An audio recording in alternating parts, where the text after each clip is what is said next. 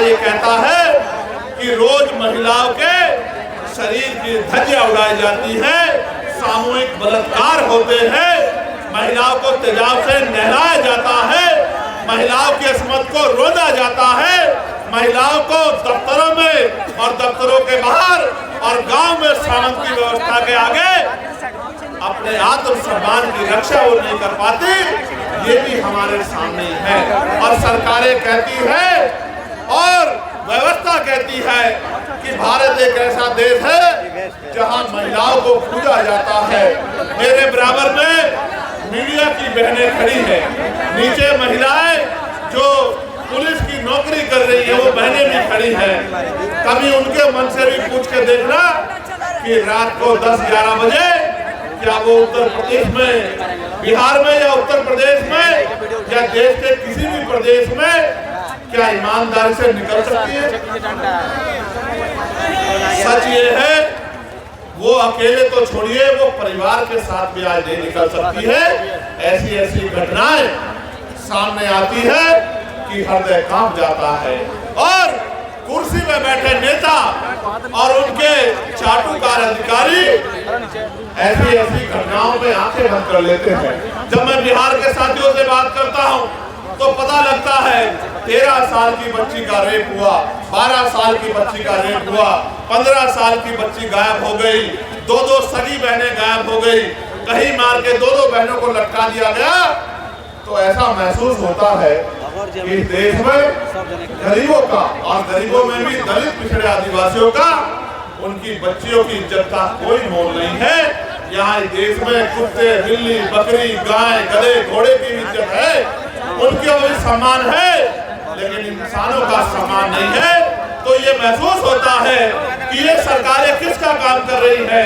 क्या ये गरीबों का काम कर रही है या ये अमीरों का काम कर रहे हैं?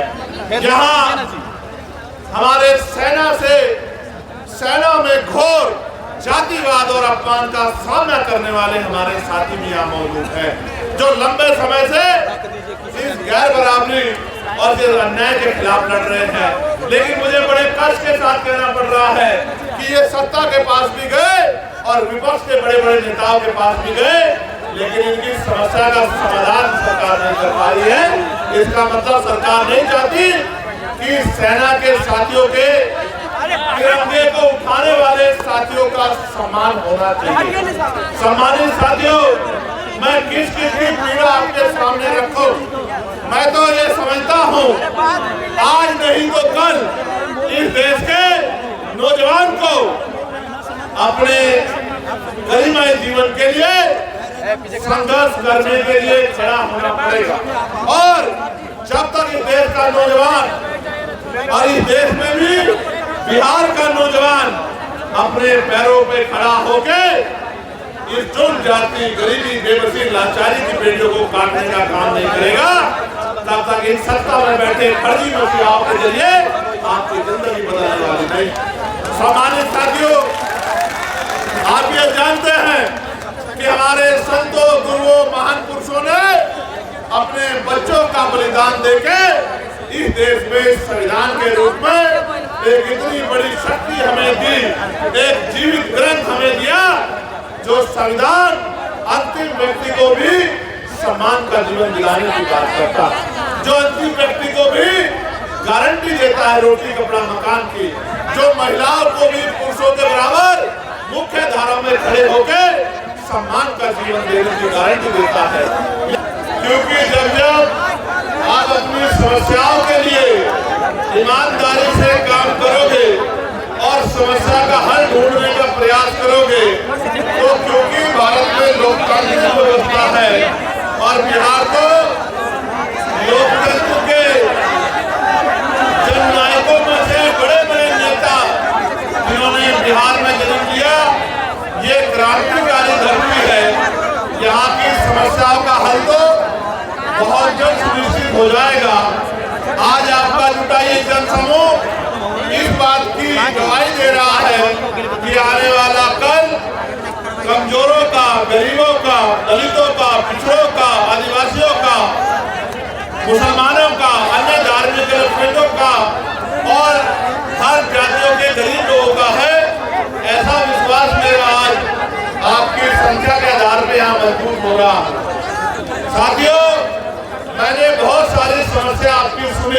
वक्ताओं के माध्यम से मंच पे मैंने बहुत सारी समस्याओं को जाना और एक बहुत बड़ी संख्या यहाँ माताओं बहनों की भी है जो बड़े लंबे समय से जिम्मेदारी से इस मंच की तरफ देख रही है।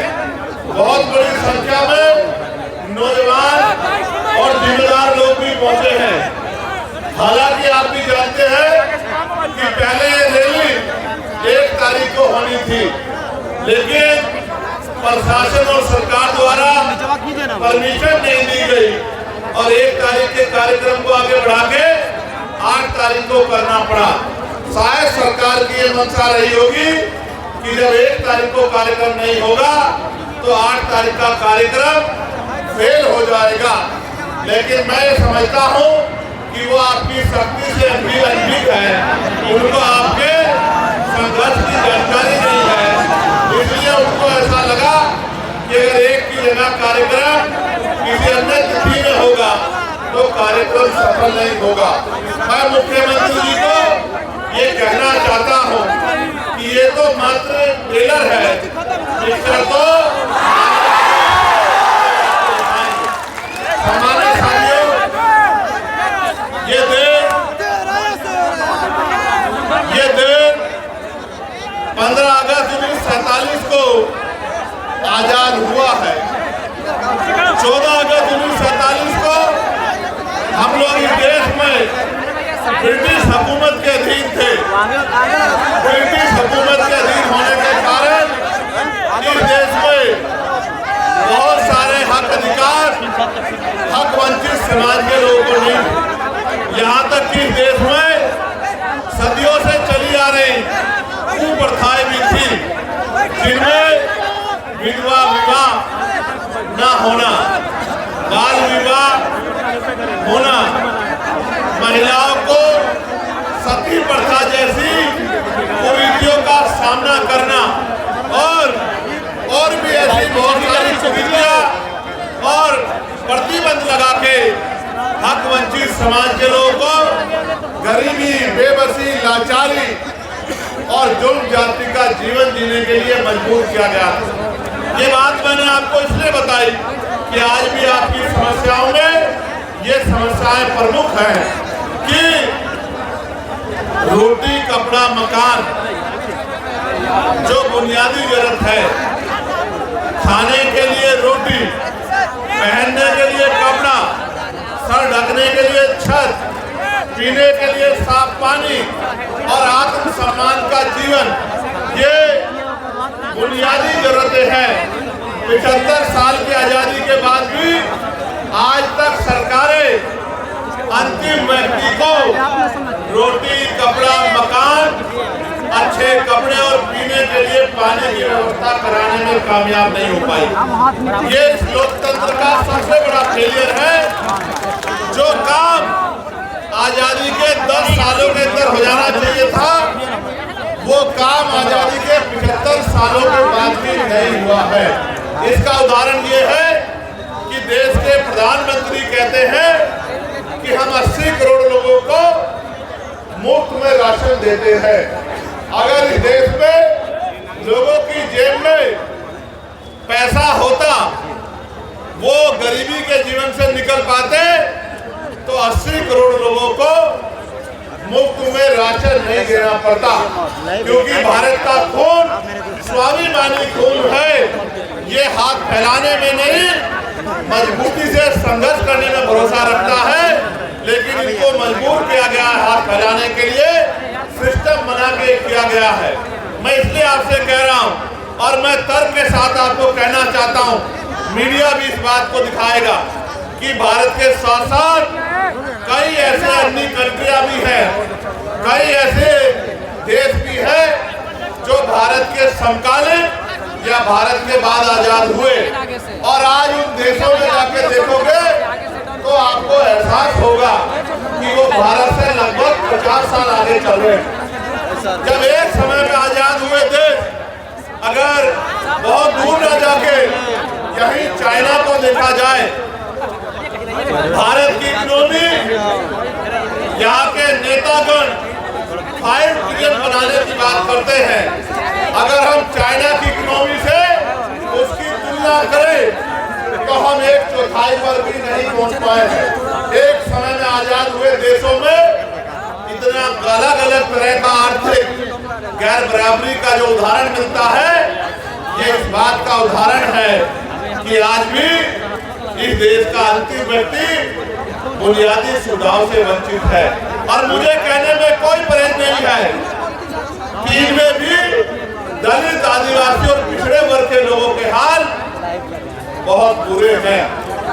आज भी हमारी बहनों को घर चलाने के लिए कोल्हू पे काम करना पड़ता है, भट्टों पे काम करना पड़ता है, दूसरों के जमींदारों के खेतों में काम करना पड़ता है, सर पे ईंटें उठानी पड़ती है।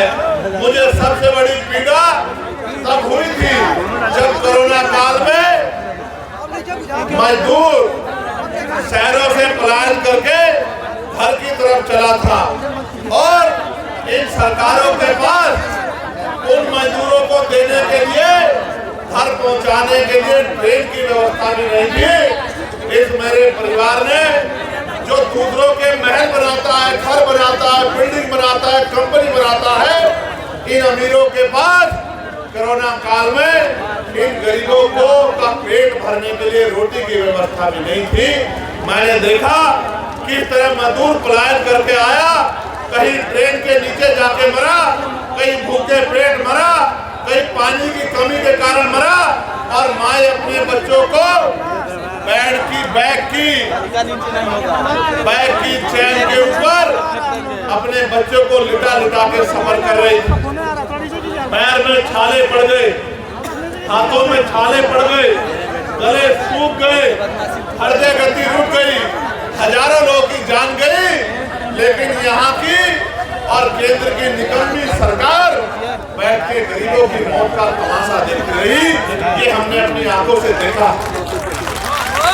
सबसे ज्यादा मजदूर अगर देश के किसी कोने में जाता है तो वो बिहार का व्यक्ति है, जो अपना पेट पालने के लिए अन्य प्रदेशों में जाके रोजगार ढूंढने का काम करता है। ये 15-15 साल चली निकम्मी सरकारों की देन है। इन सरकारों की वजह से आज भी यहाँ का पढ़ा लिखा नौजवान रोजगार नहीं पा पाता है, और माताओं बहनों को भी घर को चलाने के लिए मजदूरी करना पड़ता है। गरिमाई जीवन देने का काम भी सरकार नहीं कर पाई है। आज जब हम लोग